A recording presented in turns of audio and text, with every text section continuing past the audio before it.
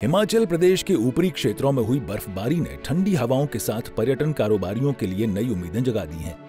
धर्मशाला स्थित मैक्लोडगंज और आसपास की धौलाधर की बर्फ से ढकी वादियां सैलानियों को आकर्षित करने लगी हैं। पर्यटन कारोबारियों को अब क्रिसमस और नव वर्ष के दौरान पर्यटकों की अच्छी आमद की उम्मीद है।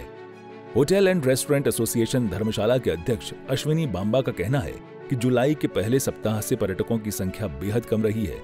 होटल व्यवसाय में 10 से 15% की ऑक्यूपेंसी देखी गई, जबकि सप्ताहांत में यह 20 से 25% तक बढ़ी। बिल्कुल ठीक कह रहे हैं कि धर्मशाला के इंटरनेशनल ट्रैवल डेस्टिनेशन है, लेकिन आप देख रहे हैं कि पिछले महीने पे 2-3 महीने पे जो टूरिस्ट है यहाँ कम है।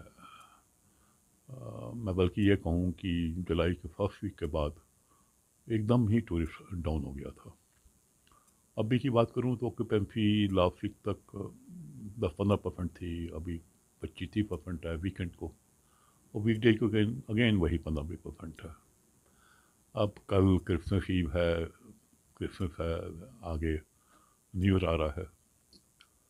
हम उम्मीद करते हैं कि ऑक्यूपेंसी बढ़ेगी, खासकर हमारी जो नेबरिंग स्टेट्स हैं, पंजाब है, हरियाणा है, चंडीगढ़ का एरिया है, जम्मू का एरिया है, वो लोग अमूमन क्रिसमस न्यू ईयर को धर्मशाला का रुख करते हैं मनाने के लिए। धौलाधर की वादियों में बर्फबारी ने पर्यटन क्षेत्र को नई जान दी है। हालांकि मूलभूत सुविधाओं की कमी पर्यटन में बाधा बनी हुई है। सरकार और प्रशासन से उम्मीद की जा रही है कि वे आवश्यक कदम उठाकर इस क्षेत्र में पर्यटन को पुनर्जीवित करेंगे, ताकि स्थानीय कारोबारियों को फायदा हो और प्रदेश की अर्थव्यवस्था में योगदान बढ़े। सूर्य समाचार के लिए पंकज नरयाल की रिपोर्ट। हिमाचल प्रदेश के ऊपरी क्षेत्रों में हुई बर्फबारी ने ठंडी हवाओं के साथ पर्यटन कारोबारियों के लिए नई उम्मीदें जगा दी हैं। धर्मशाला स्थित मैक्लोडगंज और आसपास की धौलाधर की बर्फ से ढकी वादियां सैलानियों को आकर्षित करने लगी हैं। पर्यटन कारोबारियों को अब क्रिसमस और नव वर्ष के दौरान पर्यटकों की अच्छी आमद की उम्मीद है। होटल एंड रेस्टोरेंट एसोसिएशन धर्मशाला के अध्यक्ष अश्विनी बांबा का कहना है कि जुलाई के पहले सप्ताह से पर्यटकों की संख्या बेहद कम रही है।